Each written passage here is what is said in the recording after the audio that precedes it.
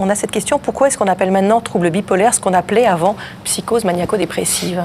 Alors le mot bipolaire nous vient des pays anglo-saxons et avant on parlait effectivement de cette fameuse psychose maniaco-dépressive, sauf qu'en fait la plupart des gens qui souffrent de troubles bipolaires n'ont pas de psychose. Donc ça crée de la confusion, c'était des nomenclatures du début du XXe siècle. Maintenant ça permet d'avoir un mot simple qui se retient facilement et qui est beaucoup moins stigmatisant. Ça veut dire qu'ils ont une névrose et pas une psychose ? Alors la distinction entre névrose et psychose fait référence à la psychanalyse et maintenant on a abandonné cette distinction, c'est-à-dire qu'on peut avoir un trouble de l'humeur, un trouble psychotique ou les deux en même temps et indépendamment de la névrose ou de la psychose. Il faut rentrer dans le 21e siècle. Non mais c'est très intéressant. Je ne savais pas tout Moi ça. non plus je ne savais pas, je vous rassure. Annie Labbé, donc vous êtes présidente de l'association de patients bipolaires Argos 2001. Oui. On va d'abord parler un petit peu de vous. Vos troubles ont commencé à quel moment ? Mais les troubles, je pense que je les avais depuis la petite enfance, mais ils n'ont été diagnostiqués que très tardivement. Et notamment, j'ai surtout eu une erreur de diagnostic à l'âge de 18 ans, parce que je présentais de la mélancolie, principalement. Et vous n'aviez pas ces périodes maniaques pendant l'adolescence ? On ne le distinguait pas, mais moi, finalement, avec le retour, aujourd'hui, au recul, plus exactement, je m'aperçois que j'étais quand même une enfant qui bougeait, qui aimait vivre, et puis avec quand même des moments, notamment moi, à l'âge de 9 ans, une anorexie, puis reparti sur des moments où tout allait bien, et à 16 ans à nouveau une anorexie, et puis ensuite de la mélancolie profonde. Donc j'ai eu une erreur de diagnostic à cette époque, parce que finalement, on ne me voyait, les médecins ne me voyaient que dans des moments très profondément mélancoliques, et dans cette dépression dont on parlait tout à l'heure, et puis pas dans les autres moments. Et ça veut dire qu'on vous a traité aux antidépresseurs ? Pendant 20 ans. D'accord. Alors qu'il m'aurait fallu des thymorégulateurs, et j'ai découvert cette pathologie lors d'un cursus de reconversion professionnelle. On va en parler, mais avant qu'il y ait ce diagnostic, comment vous êtes arrivé à gérer votre vie personnelle, professionnelle, avec justement ces symptômes pas diagnostiqués et pas traités ? D'une manière très très très difficile, tant pour moi que pour mes proches, puisqu'ils n'arrivaient pas à se rendre compte de la raison pour laquelle je passais d'une humeur dépressive à une humeur d'hypomanie, pas d'exaltation, c'était plutôt... Mais tout ça dans la même journée. Donc je pouvais passer d'un état dépressif à une hypomanie 4-5 fois dans la même journée, ce qui est très déstabilisant pour les proches et puis pour moi-même, bien sûr. Et donc un parcours professionnel chaotique tout de même. Alors la bipolarité peut-elle être détectée pendant l'enfance, justement ? C'est une excellente question. Il y a des chercheurs qui font beaucoup de travaux là-dessus pour améliorer le diagnostic chez l'enfant. C'est très compliqué, parce que comme l'a dit Annie, il y a des symptômes qui ne sont pas classiques, pas typiques. Alors ça peut être de l'anorexie, ça peut être de l'hyperactivité aussi. Donc on n'a pas fait de lien très clair et parfois l'agitation liée à l'hyperactivité de l'enfant peut être confondue avec l'agitation liée à un trouble de l'humeur. Et l'humeur, l'expression de l'humeur chez l'enfant, c'est très compliqué à évaluer, de distinguer le normal du pathologique, parce qu'un enfant, par définition, ça ne régule pas son humeur en fait. Il apprend à réguler son humeur. Donc savoir ce qui est normal de ce qui n'est pas normal. Alors après, il y a des critères entre est-ce que c'est que à l'école, est-ce que c'est dans toutes les situations, à la maison aussi. Il y a des critères comme ça, on essaye d'affiner, mais surtout je pense que le message important c'est qu'il faut dédiaboliser ça, parce qu'en fait on a quand même cette représentation que l'enfant ne peut pas souffrir de troubles psychiques et que l'enfant est intouchable, et souvent les enfants mettent très longtemps avant de voir un pédopsychiatre pour poser un diagnostic. Donc s'il y a une question, moi j'invite les parents à aller consulter au moins pour avoir des idées claires et proposer peut-être un suivi et faire de la prévention. On disait la prévention c'est extrêmement important. Et est-ce que plus un trouble bipolaire est diagnostiqué tôt et identifié tôt, moins il prendra de l'ampleur par la suite? Ça, c'est valable pour toutes les pathologies psychiatriques. Effectivement, plus on arrive tôt, mieux on peut traiter, plus on protège le cerveau, c'est très important, on peut proposer des traitements. Et également, on pourrait même imaginer qu'on puisse éviter le déclenchement de la maladie potentiellement. Parce que si on arrive à dépister des symptômes précoces, c'est le cas par exemple pour la maladie d'Alzheimer aussi, où on essaye d'arriver avant le déclenchement de la maladie, parce qu'on se dit que c'est déjà trop tard quand la maladie est déclenchée, et donc proposer des stratégies de prévention. On nous demande pourquoi les troubles bipolaires sont si difficilement et si mal diagnostiqués. On a compris que les signes n'étaient pas simples, mais est-ce qu'il y a des examens quand même? Voilà, c'est ce qu'on nous demande. Est-ce qu'il y a des examens éventuellement qui permettent de faire le diagnostic? Alors, c'est très difficile à diagnostiquer parce que l'état hypomaniaque, l'hypomanie, c'est l'état dans lequel on aimerait tous être idéalement. Ça veut dire qu'on est en pleine forme, on est hyper sociable, on dort peu, on n'est jamais fatigué, on mange moins, on maigrit. Plein de créativité aussi. Donc ça paraît parfait. Le problème, c'est qu'il y a un prix à payer derrière qui est la dépression. Et donc on voit bien les fluctuations de l'humeur dans la vie. vie. Donc ça, c'est cette partie-là qui est compliquée parce qu'en fait, comme le disait Annie, en fait, on voit les personnes en phase dépressive et pas en phase hypomaniaque, parce qu'en hypomanie, on va bien, on ne va pas consulter. Et même les gens se disent, bon, bah, elle va super bien, donc finalement, il n'y a pas de raison de s'inquiéter. Après, pour la partie les tests, pour l'instant, on est uniquement sur des tests cliniques, c'est-à-dire qu'on a des questionnaires et on regarde bien aussi la périodicité, on regarde le retentissement, est-ce qu'il y a eu un impact sur la vie professionnelle, on en parlait, sur la vie sociale, sentimentale, etc. Familiale. Et on développe actuellement dans la recherche des biomarqueurs, des marqueurs objectifs de la maladie pour essayer de prédire effectivement qui va avoir un trouble bipolaire ou pas. Parce qu'on en parle de plus en plus aujourd'hui. Est-ce que du coup, comme c'est effectivement compliqué à diagnostiquer, est-ce que parfois on surdiagnostique pas, est-ce qu'on n'étiquette pas bipolaire des patients qui ont d'autres troubles? Alors c'est une excellente question parce qu'effectivement, il y a cette idée qui traîne que maintenant tout le monde est bipolaire, tout comme on disait, tout le monde est dépressif, tout le monde est hyperactif. Et effectivement, il y a ce risque de la création de maladies qui n'existent pas, entre guillemets. On dit qu'on devient de plus en plus exigeant et que finalement on ne respecte pas le droit à la différence. Enfin, c'est un peu l'idée qui traîne dans la population. Alors que les études montrent exactement l'inverse. Comme l'a dit Annie est restée pendant 20 ans sous antidépresseurs alors qu'elle a besoin d'un régulateur d'humeur, ce qui veut dire que le trouble bipolaire n'a pas été diagnostiqué. Donc c'est l'inverse qu'on voit dans les études. On rattrape en fait tous les non-diagnostics aujourd'hui. Voilà, on voit que c'est comme pour la dépression d'ailleurs, qu'il y a un énorme pourcentage des patients qui sont non diagnostiqués ou trop tard en fait. Valérie est inquiète pour son fils de 18 ans qui est bipolaire depuis 3 ans, qui a été diagnostiqué il y a 3 ans, et qui accumule les conquêtes depuis peu. Cela peut-il être lié à sa maladie ? Alors effectivement, dans les phases d'exaltation, il y a une augmentation de tout. Donc une augmentation de l'énergie, une augmentation de la libido, une augmentation de la sociabilité. Et donc la question, effectivement, c'est vraiment de dépister si est-ce que c'est lié à une élévation de l'humeur. Et ça, c'est pour ça que le psychiatre est important, parce que c'est lui qui va pouvoir déterminer s'il y a une modification de l'humeur ou si c'est juste une période de la vie où finalement ça va bien et que c'est une période de l'adolescence où on a envie effectivement d'aller expérimenter différentes choses. Mais c'est important parce que c'est souvent avec prise de risque, sans préservatif, et avec des conduites qui sont effectivement à risque. Effectivement, c'est la question du retentissement et de la prise de risque qui est déterminante et qui permet souvent de faire le diagnostic, parce qu'il y a des prises de risque aussi sur la conduite automobile. Alors, ce qui est très compliqué à cette période-là, c'est qu'il y a des alcoolisations souvent massives, des prises de toxiques, du cannabis, de la cocaïne parfois, et que du coup, on mélange tout ça en disant c'est une crise d'adolescence, c'est l'effet de l'alcool, c'est l'effet de la cocaïne, etc. Et on laisse passer le trouble bipolaire comme ça. Vous avez vécu ces prises de risque ? Oui, j'ai vécu cette prise de risque. Oui, j'ai roulé un peu trop vite également. Des conduites, addictives, non, mais j'ai dépensé plus d'argent que ce qu'il ne fallait à certains moments. Et surtout, au niveau professionnel, j'aimais bien me remettre en question. Ça m'a réussi, certaines fois, mais ça a failli me coûter ma maison une fois. D'accord. Avec une association, avec quelqu'un qui s'est révélé pas du tout fiable, plutôt un escroc qu'autre chose. Et à quelques minutes près, je pouvais perdre ma maison parce que je m'étais portée caution. Et tout ça, c'est prise de risque parce qu'on est dans la créativité, on veut se lancer, c'est le moment où tout va bien. Et puis après, tous les risques sont là. Donc d'où l'importance, vous le disiez, d'être suivi régulièrement par un psychiatre. On a suivi Manuel chez son médecin. C'est un reportage de Hélène Defer et Pierre Lascar. Depuis 2 ans, Manuel est suivi dans cette clinique psychiatrique. Il y participe à des groupes de parole avec d'autres patients bipolaires, ce qui lui a permis de se sentir moins seul. On se rejoignait beaucoup sur les symptômes de la dépression, sur la douleur, sur la souffrance, sur l'idée de mort qu'on en a, mais qui n'est pas forcément une idée de mettre fin à ses jours, mais c'est une nécessité de vouloir arrêter la souffrance. Voilà. Bonjour. Bonjour. Une fois par mois, Manuel fait le point avec son psychiatre, un suivi médical qu'il a longtemps refusé. Il aura fallu une grave crise maniaque et une hospitalisation pour qu'il soit pris en charge. Un jour, on m'a dit vous êtes malade, vous êtes bipolaire. J'ai dit c'est génial, vous allez me donner les médicaments, puis je rentre chez moi après.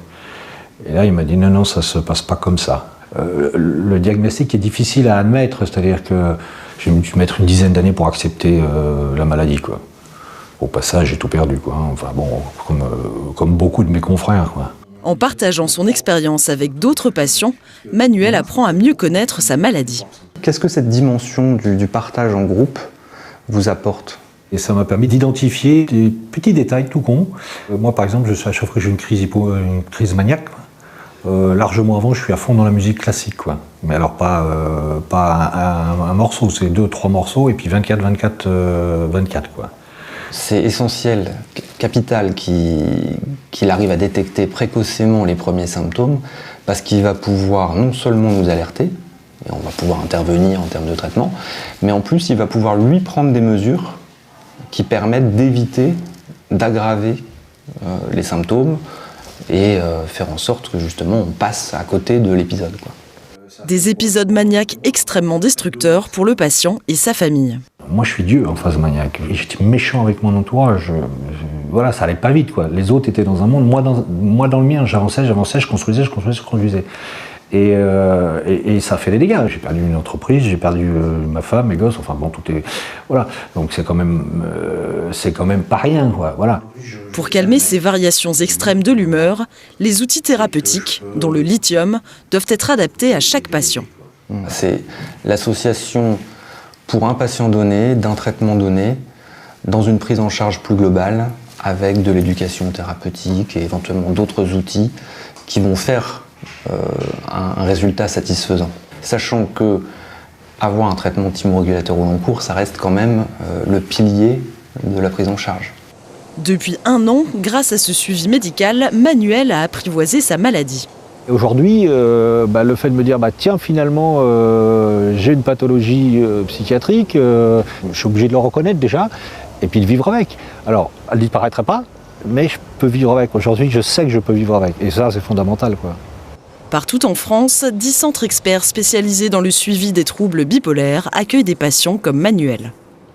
Annie, est-ce que vous savez pertinemment que vous êtes dans une phase hypomaniaque ou l'inverse, ou est-ce que c'est toujours après coup que vous rendez compte que vous avez traversé une phase maniaque ou une phase dépressive?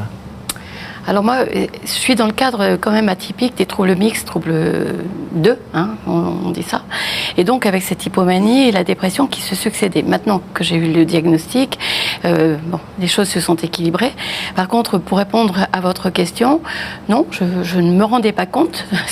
C'est le retour des autres, de mes proches, le lendemain, notamment matin, souvent, qui me disaient, dis donc, tu te rappelles de ce que tu m'as dit hier soir, tu te rappelles de ce qui s'est passé?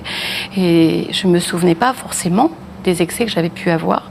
Et évidemment, la fatigue, il faut faire très attention à son hygiène de vie. Donc, s'il y a trop de débordements, trop de stress, trop de bouleversements, ça fait monter l'hypomanie. Et après, le retentissement se fait bien sûr pour nos proches. Et on est au courant grâce à nos proches. Mais on le sent quand même. Il ne faut pas dire qu'on ne le sente pas. On sent bien qu'il s'est passé quelque chose de particulier. Et quelque part, l'oubli favorise aussi le fait que de la culpabilité. On se sent quand même coupable d'avoir dérangé les autres. Donc ça fait partie du traitement, ça, d'organiser la vie le plus possible? Exactement, c'est une des mesures non médicamenteuses qu'on peut vraiment recommander. Alors c'est injuste, parce que ça veut dire que les personnes qui souffrent de troubles bipolaires, elles ont moins le droit elles ont le droit, mais elles doivent faire plus attention que les autres à moins d'excès, moins de débordements, se coucher plus tard, boire de l'alcool, le tabagisme, tout ce qui peut influencer le cerveau. En fait, c'est un cerveau qui est vulnérable à la dérégulation, c'est-à-dire que l'humeur va se déréguler plus facilement. Donc tout ce qui peut atteindre la régulation de l'humeur, comme le stress, on l'a dit, comme la privation de sommeil, vont être plus impactantes pour ces patients. Paul nous demande si on peut arrêter son traitement d'un coup sans risque ou si ça peut induire des complications. Déjà, le traitement, est-ce que c'est toujours le même? C'est toujours un thymorégulateur? Il n'y en a qu'un toujours ou pas? Alors jamais arrêter le traitement d'un coup sans avis d'un psychiatre. Voilà, ça c'est le message clair. Oui. Pourquoi? Parce que le cerveau aime pas la brutalité et donc le cerveau, en fait, il met du temps à s'habituer au traitement et quand on l'arrête, il demande de la douceur, donc il demande des décroissances progressives et surtout, c'est avec l'avis d'un psychiatre. Dans le trouble bipolaire, au jour d'aujourd'hui, il n'est pas recommandé, une fois que le diagnostic est posé, d'arrêter son traitement parce qu'on a diagnostiqué une vulnérabilité du cerveau et donc le cerveau va avoir besoin d'une aide à réguler son humeur. Pour l'instant, il n'y a pas de cas de trouble bipolaire où on peut dire on peut arrêter le traitement. Et il n'y a pas d'échappement au bout d'un moment au traitement? Alors, on voit parfois des échappements à certains traitements et on ne comprend pas encore très bien les mécanismes par lesquels le cerveau échappe. Alors généralement, ce qui se passe, c'est qu'en début de maladie, le cerveau répond très bien aux médicaments, on a besoin de doses plutôt faibles et puis après, le cerveau s'habitue et puis il faut augmenter les doses, mais généralement on peut garder le même traitement tout au long de sa vie et sans que ça pose de problème. S'il y a une petite phase dépressive, une petite phase hypomaniaque, on régule le traitement, on met un traitement adjuvant, ça c'est possible. C'est un médicament que vous prenez tous les jours? Oui, tous les jours. Un traitement qui a été adapté, qu'on a tâtonné au début, Et notamment, c'était plutôt le thymorégulateur de base. Et il s'est révélé qu'avec le trouble dont je souffre, il a fallu faire une adaptation et un autre traitement qui me correspond bien et qui est bien régulé. Oui, il faut le prendre tous les jours. Veiller à son hygiène de vie, veiller au sommeil. Guillaume, je me couche quelquefois très tard, mais je fais très attention les jours suivants à rétablir mon temps de sommeil. Autrement, je sais que je vais à la catastrophe. Ça oblige à bien se connaître. Voilà. Il faut apprivoiser la maladie et il faut l'accepter et il faut se connaître. Alors, apprivoiser la maladie et vivre avec, c'est aussi le rôle des associations de patients. Ils y trouvent solidarité et écoute. Hélène Defer, Mathias Denisot et Régis Sarrazin ont assisté à un groupe de parole. Ce matin, ce groupe se réunit pour discuter de l'impact de leurs troubles bipolaires sur leur vie de tous les jours. Des rencontres initiées il y a 3 ans par William, à la tête de l'association des hypersensibles. Travail, famille, amour, tous les sujets sont abordés et loin des médecins, la parole se libère. Le jour où moi j'ai quitté un câble, ça a été juste une fois, ce qui m'a fait, voilà, on m'a diagnostiqué lié à ça. Et ben après ça a été l'analyse de qu'est-ce qu'on veut que je sois et du coup voilà j'ai jonglé entre les médecins pour faire croire que. Et moi je suis sorti de l'hôpital en étant encore délirant, mais je ne supportais plus l'hôpital psychiatrique parce que c'est un enfer. C'est pareil moi. Pouvoir parler à d'autres personnes qui ont cette sensibilité en commun, qui ont même parfois des expériences en commun, l'expérience de l'hôpital psychiatrique par exemple. Qui ont des difficultés en commun à s'intégrer dans cette société, à trouver sa voie, c'est très soulageant en fait. Et toi au boulot ça te pose aucun problème, je veux dire t'en parles pas et... Non, je peux pas en parler, je peux pas. J'en ai parlé fut un temps quand je travaillais en tant que salarié, mais si tu veux, on a fait en sorte de me pourrir la vie et donc j'ai arrêté aussi sec le travail quoi. Donc maintenant j'en parle plus, au moins c'est clair. ça m'a... Tac. Ah, ça m'a vacciné pour la vie, ça. Et si jamais tu fais une rencontre amoureuse... C'est fait. Non mais, et du coup t'en as parlé ou dès le début? Bah ouais, une semaine. Donc une semaine. Ouais. Il a bien pris? Ouais. Sauf que je fais des phases assez spectaculaires tous les jours, mais qu'il comprend pas, mais il a bien pris. Quand on parle à des gens qui sont pas bipolaires ou qui n'ont pas de troubles, la première réaction c'est la peur. Donc en fait ils ont peur de nous, c'est pas du rejet, en fait ils ont peur. Du coup on se dit on n'a pas envie de blesser les gens, on n'a pas envie de leur faire peur, on n'a pas envie de les éloigner d'eux, donc on arrête, on se tait. Alors que là, de pouvoir en parler et en rire, c'était une libération, et du coup ça sort et finalement ça a plus trop d'importance en fait. Avec mes amis, avec ma famille, avec ma femme, la compréhension c'est compliqué. Parce que moi-même, j'ai du mal à comprendre mon trouble. Et avec ce groupe-là, justement, on est apte à comprendre et à entendre et à être nous-mêmes, en fait.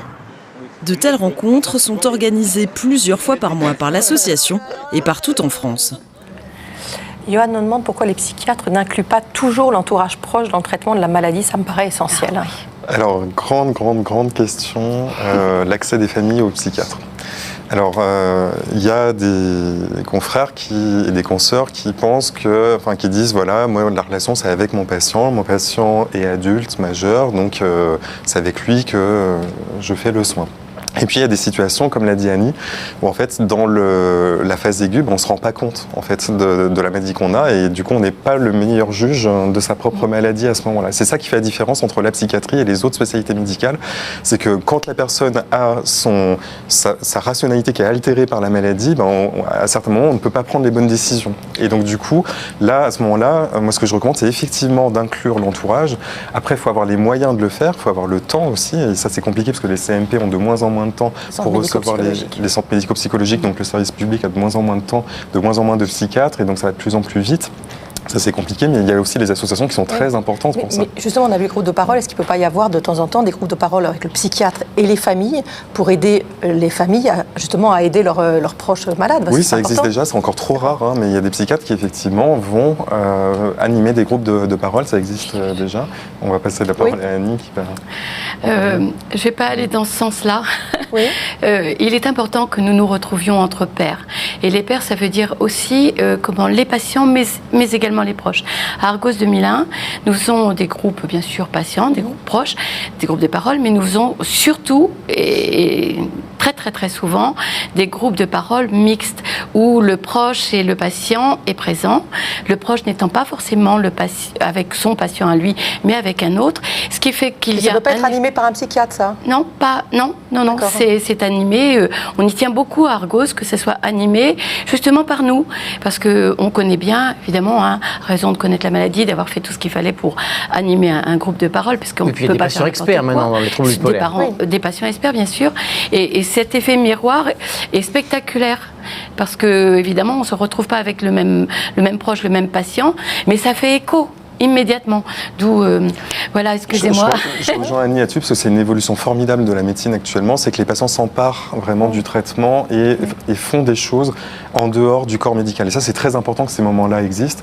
En fait, ça dépend de l'objectif. Par exemple, un groupe animé par un psychiatre pourrait être un groupe d'éducation aux médicaments, aux effets secondaires, etc. D'éducation thérapeutique. Voilà, exactement. Et puis, donc des groupes de pairs, PAIRS, effectivement, sont très importants aussi pour avoir une parole libérée, ne pas avoir besoin aussi, et pouvoir partager des expériences entre patients. Il y avait aussi une question de Laurent, qui était un conjoint d'une personne bipolaire, qui disait on parle toujours des bipolaires, mais jamais de leur conjoint.